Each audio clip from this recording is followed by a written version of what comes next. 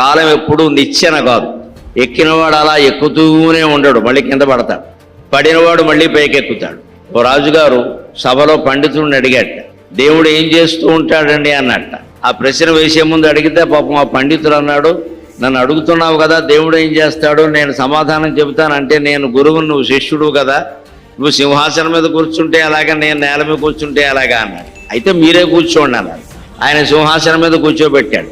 ఈయన శిష్యుడు కదా అని కింద కూర్చున్నాడు. ఇప్పుడు నీ ప్రశ్న అడుగు అన్నాడు. దేవుడు ఏం చేస్తూ ఉంటాడు అన్నట్ట. ఇదే చేస్తూ ఉంటాడు అన్నట్ట. పైన ఉన్నవాడిని కిందికి దించుతాడు, కింద ఉన్నవాడిని పైకి ఎక్కిస్తాడు అన్నాడు. ఇదే కాలచక్రం.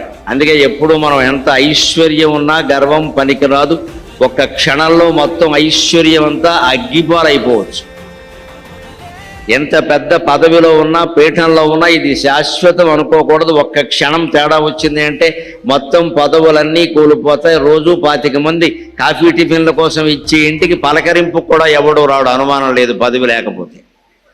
అంటే పదవుల్ని, పీఠాలని ఎప్పుడూ నమ్ముకోకూడదు. అందుకే రామచంద్రమూర్తి ఉదాహరణ. పొద్దున్న పిలిచి పట్టాభిషేకం అన్నారు, రాత్రి పిలిచి వనవాసం అన్నారు. మహానుభావుడు రెండిటినీ సమానంగా తీసుకున్నాడు. కాబట్టి ఇక్కడ ఇటువంటి కాలనీలో మన అందరి హృదయపీఠం మీద రామచంద్రమూర్తి ఉన్నాడు, ఇంకెవరు లేరు.